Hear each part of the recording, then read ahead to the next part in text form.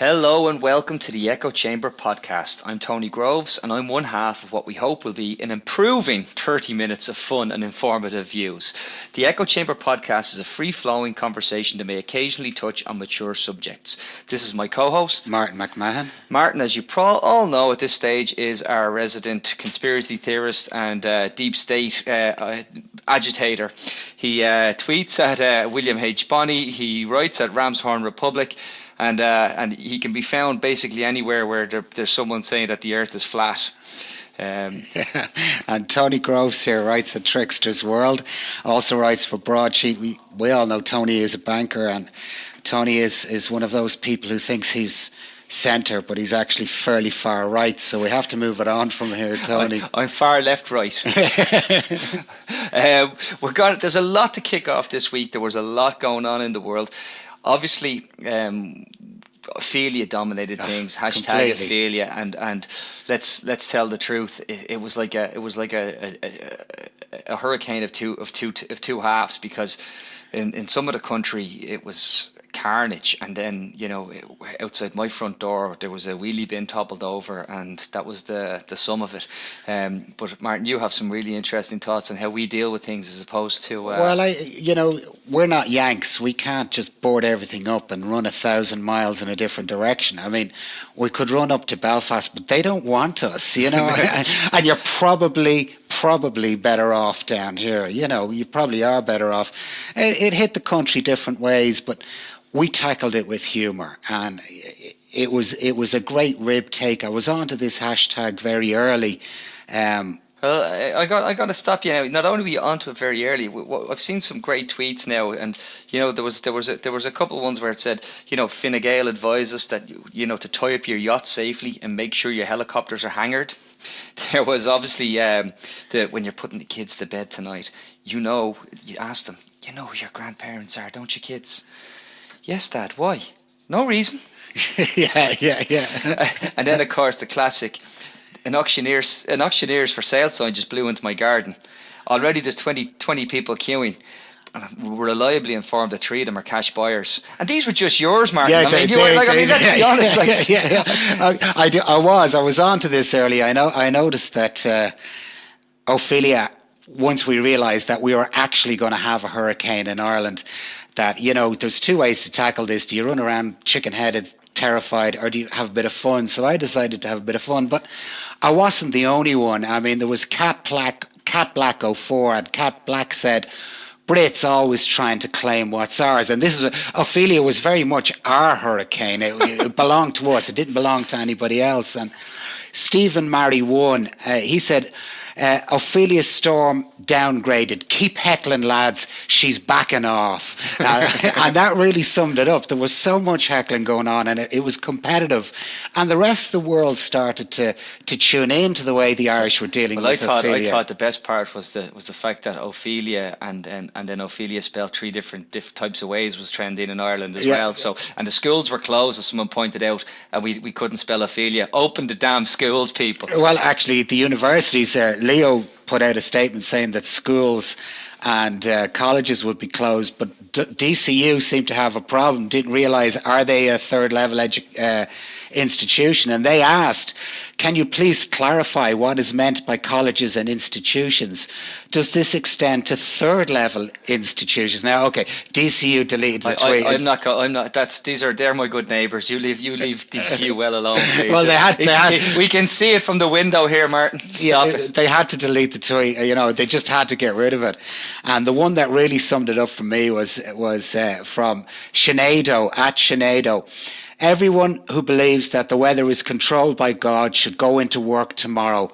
Glares at Healy Rays. Well, I think there was very much a bank holiday Ophelia feel about the whole thing. Yeah, again, I want to stress, we're not making light of it. We know there was an awful, a lot of damage done. This is a serious topic, but I think it goes to the heart of us as Irish people, how we tend to just decide that everything, every cloud has a silver lining, or sometimes every silver lining has a cloud. It was a monumental piss take, and if something bad's going to happen, do you want to go out laughing? I mean, I stayed up till 2:00 in the morning on Sunday night, and I decided to go to bed. The tweets, the timeline was just so funny. I was actually the tears rolling down my face, laughing at this. And I went to bed and I couldn't sleep. So I got back up again, and the tweets were only after getting better.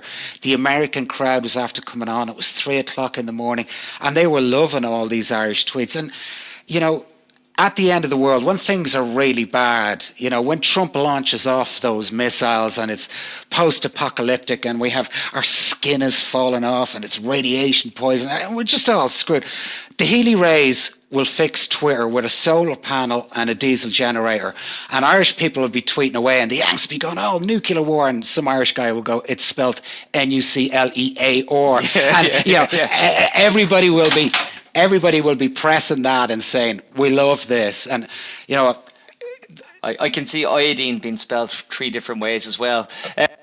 Other storms that went under the radar, Martin, were the Fianna Fáil Ardèche, and you know this was something that Ophelia might have blown over and maybe gotten off the front pages, but it's something that certainly was should have get a bit more attention, I feel. This is the repeal, the 8th, of course. Well, I think what they called it was the protection of rights of the unborn, where they had a symbolic vote that to actually protect the rights of the unborn, and the symbolism of it, in my opinion, was that Fianna Fáil are actually saying we don't think that we can trust our women with their own bodies.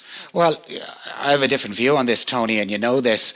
I think that Fianna Fáil and Fine Gael are competing for hard right, religious right, far right votes, and it's very cynical. Everybody's trying to get that Renua demograph that does exist, and it does exist.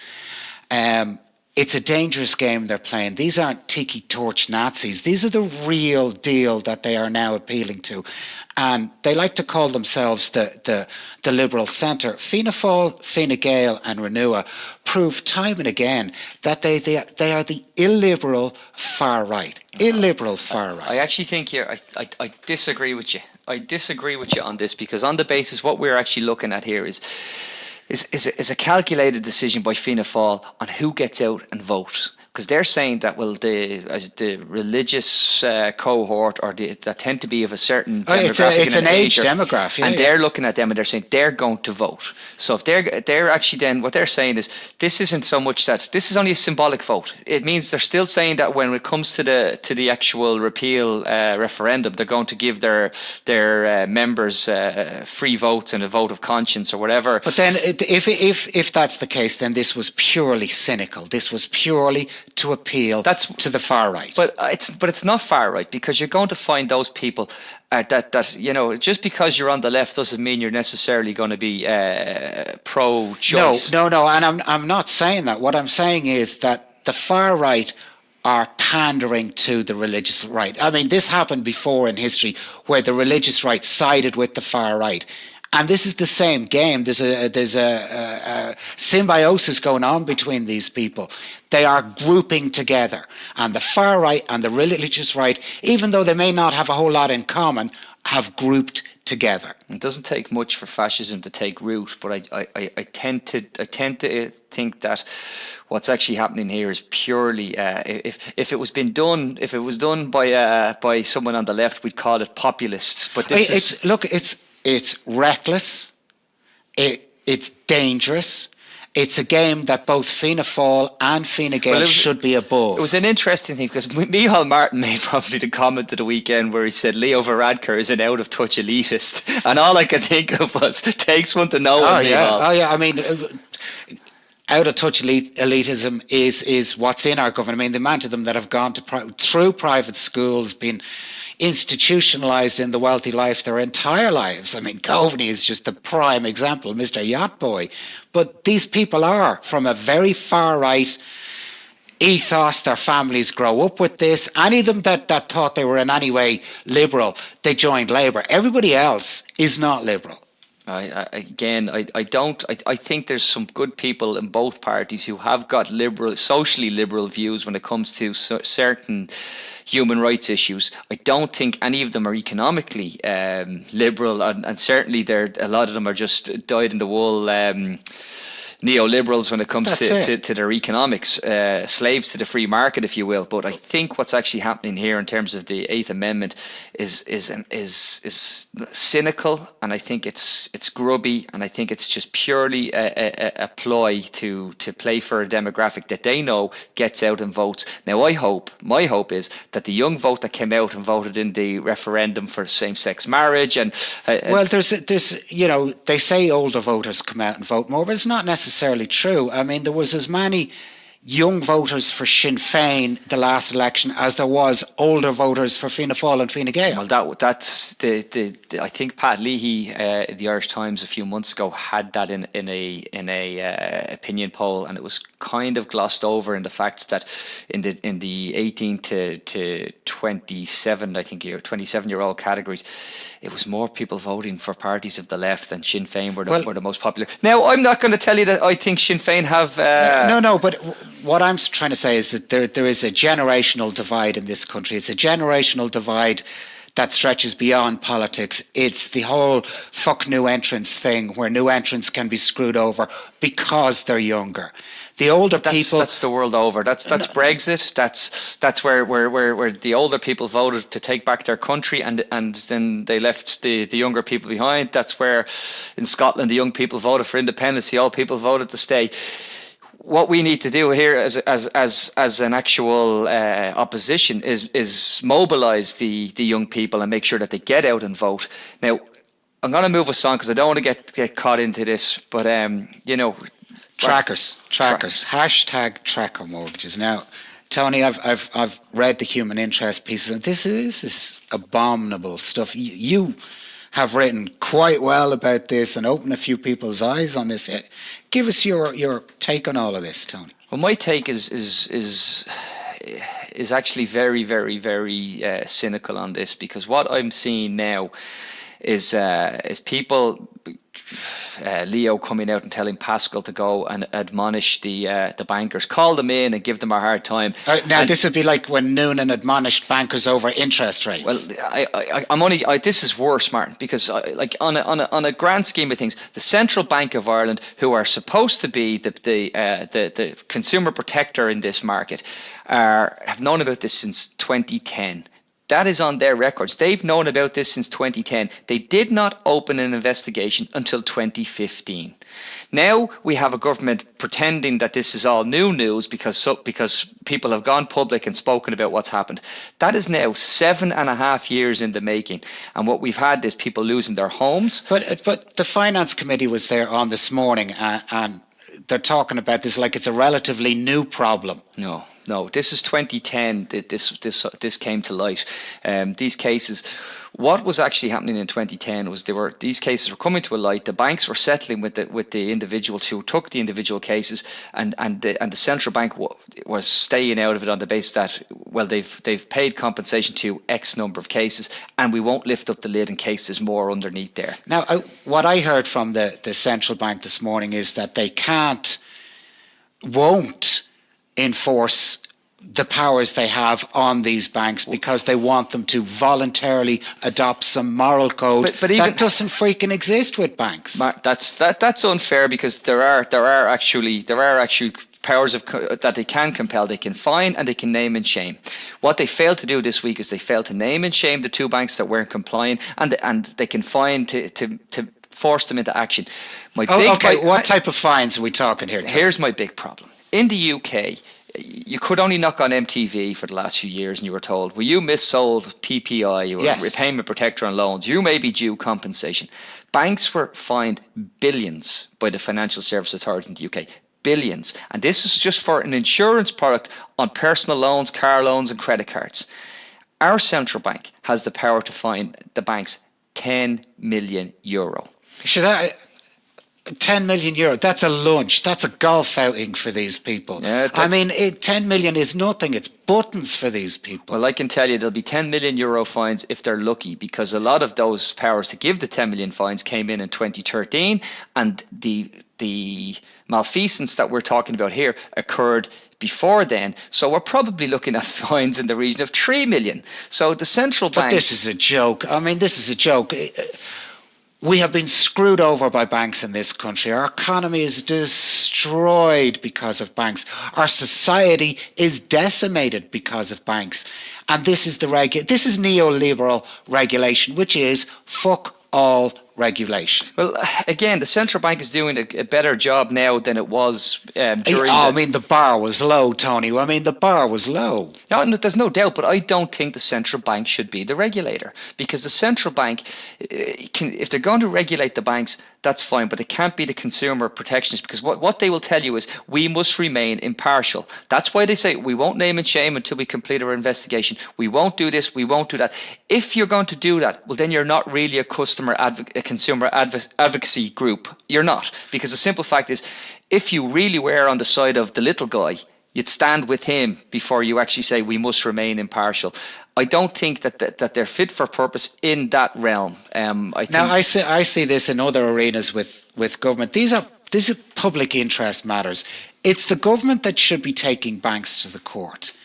But they don't. What they do is pass it off onto the individual. They never tackled legal costs, so it's prohibitive to tackle these giants with big, deep pockets. How does the little guy take them on? And these are little guys that have had strokes, lost their homes. Other people have committed suicide. People are dead, this is unbelievable. People are dead, and the simple fact is that, you know, we're talking about compensation. Leo's screaming about give them back their money.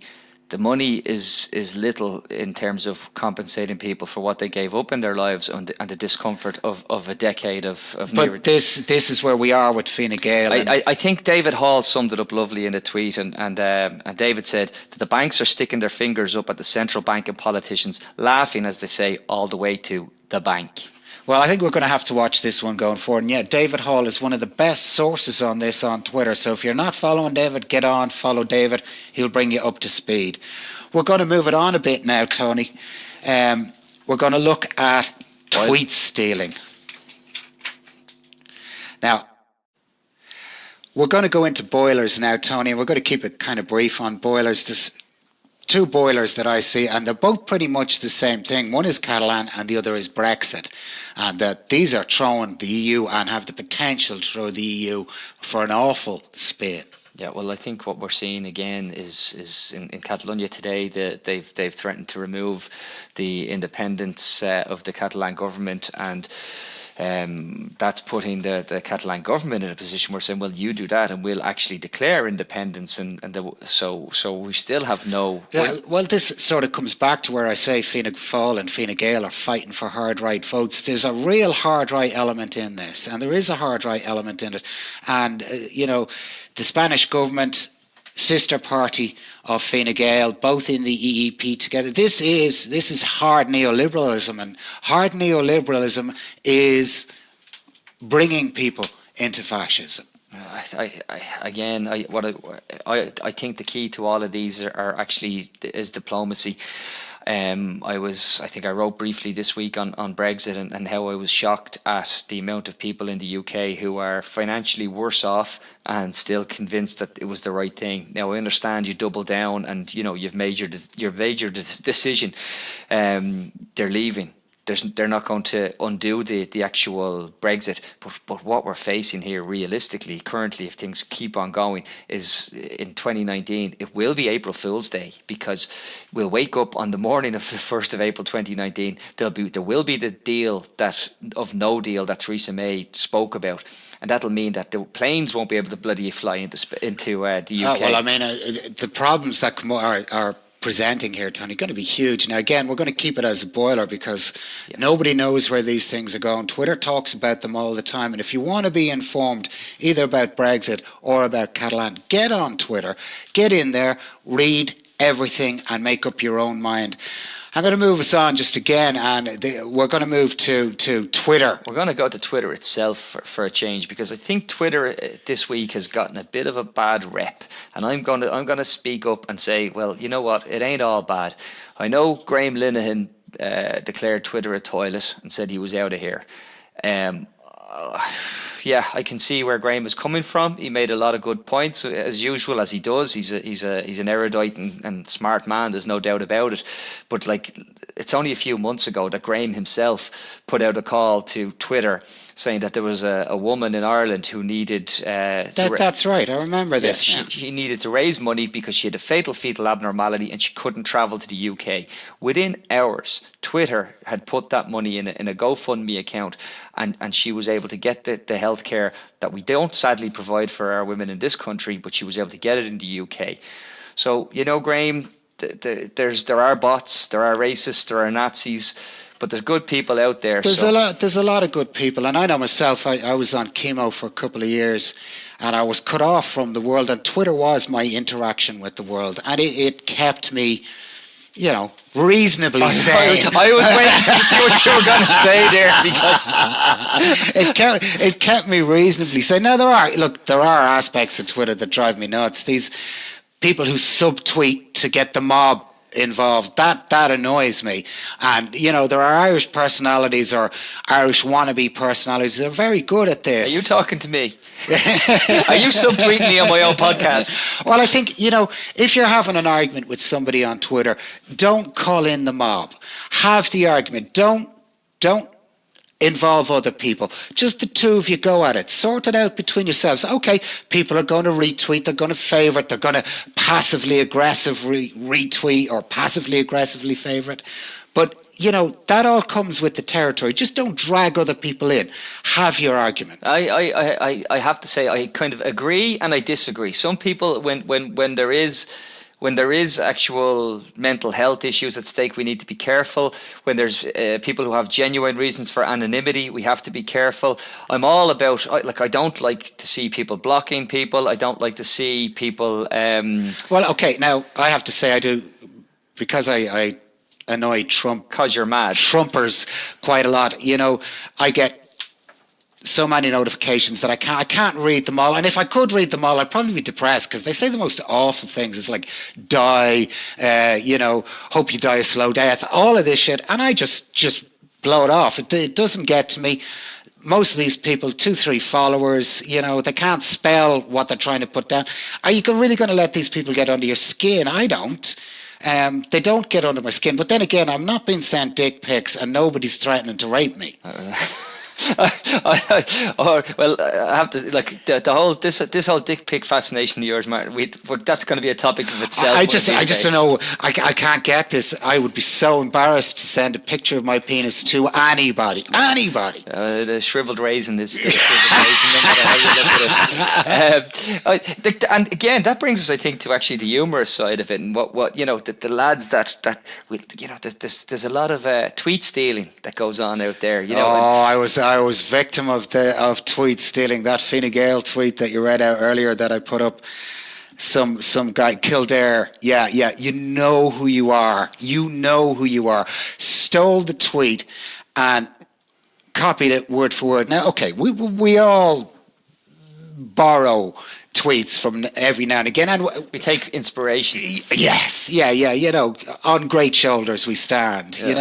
So if it wasn't for nine quarterly, I'd have nothing to say.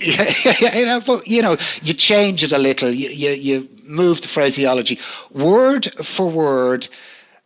Tweet stealing. When you're caught, delete it. You're caught. No, just hold your hands up and say there's nothing original under sun and moon. And you know what? You take it on the chin and you just say, look, this is it. Don't be precious about it. You're not a philosopher. It's a 140 character tweet. Yeah, but it is an art. Unless you're one of those 280 posers. Oh God, the 280 tweets. When will we be rid of them? Look. I've already stopped reading 280 tweets. They just pass in front of me. I don't even. The cool kids say TLDR. What's TLDR? Too long didn't read. Yeah, too long didn't read. Imagine asking them to read a book if they can't read 280 character tweets. But I mean, the art form is 140 characters, and it is an art form. To get your message across in 140 characters takes skill, and it's something you have to work at. Yeah, well, so some would say they'd want me down to about 14 characters. But when you think about it, what we're seeing here is just the evolution of people having to edit themselves and people being able to have a bit of fun and take inspiration from others. I've seen other people who've said to me, "Oh, that thing you did, that's now on Facebook." So. Yeah, well, actually, I find this, and I don't know if it's universal. I find that Facebook follows the trend. Twitter sets the trend. I mean, even look at the Ophelia tweets this week, and they came up in papers, the 25 best tweets or the 10 best tweets. You didn't have the 10 best Facebook posts. You didn't have the 25 best or Facebook posts. Twitter sets the agenda. It's where it happens. And a lot of officials try and turn you off Twitter. Oh, it's a terrible cesspit. It's this, it's that. It's not. It's not. It is the way to communicate. It's the way to inform yourself. Nobody really cares what you ate for dinner. They don't care what bonnet you put on your kids for Easter. This is about what you think, not about who you are. Well, I think what we're seeing though with Twitter is actually, obviously you've got a business that loses money. They've got so they are looking at it from what is the best way to try and monetize it. Everybody's in that game. The world is changed now to the point where they're saying, well, how do we insert things into people's timelines that maybe drive a bit of income, whether it's promoted tweets or opening up you're finding that you're seeing something that someone you don't follow or you've no interest in following. Well, I mean, I've seen the Twitter rules used unfairly. Going back a couple of years ago, Enda Kenny was in the United States, and he made out that he was a Taoiseach that anybody could just pick up the phone and talk to. And I said, I wonder is Enda's number online? And I asked the question, and somebody came back and said, yeah, it's archived. It's here online. I said, great, thanks very much. I got a friend to put together a business card image for me. I'm the Taoiseach. You have friends. All acquaintances. And she put together this little card. It was humorous. There was nothing vindictive about it. Within 2 hours of me putting it up, Twitter had kicked me off. And Enda Kenny had to make that complaint under their rules. Nobody else could do it. Him or somebody he legally authorized to do it. I was off Twitter for 3 weeks. That tweet was removed before they ever put me back on again. But it was completely legal. It wasn't vindictive. It wasn't abuse. It depends, I suppose. Again, I'm not going to speak up for Enda ever, but I am going to say that everybody, the person who's been subjected to what they call bullying and harassment, they can, if they're making the case. Twitter has very, very lax rules, because I've seen cases where people have made all sorts of threats, yes, and Twitter have failed to act on that. I think that's actually more concerning than a bit of tomfoolery, a bit of messing. I mean, the word abusive is bandied around a lot these days, and troll is bandied around a lot. And being abusive or being a troll, that's not disagreeing with somebody. Yeah, it's a different kettle of fish. It's coming from a different point of view. Both you and I are difficult enough to troll because we kind of are trolls. Let's tell the truth. No. We are, as Leo is an observer of politics, we are observers of life. I hate on trolling people about it. There's one tip that I give to everybody though when they say to you, what are you doing when you're trying to get a tweet that'll people will enjoy or get a laugh out of, and you say, you tweet something, and they say something to you like, God, I wish I tweeted that. You always say to them, listen, just screenshot it, wait a couple of weeks, and you can. Yeah, and that is the truth of it. On that note, Tony, we're going to wrap it up. Have you anything else you want to add? No, just want to say thanks very much to everybody for listening. I know we passed 100 downloads last week, which was actually a great surprise. Thank you, everybody, for listening. Thank you. We're only on SoundCloud, but we are actually, hopefully this time we're going to be on iTunes, and we are going to be up and running on our echochamberpod.com. As I said before, the show is all about the listeners, the tweeters, and all you retrobates. We'd be delighted if you could like the show on SoundCloud. Click that like button, please. It helps for putting us up somewhere. When we do appear on iTunes, we need you to leave you a 5-star review. And you can send us feedback or have your music featured on the show by sending an email to the echochamberpod@gmail.com. I know we've had one band reach out very bravely, and we're trying to get that working. I'm a complete Luddite. I'm sorry.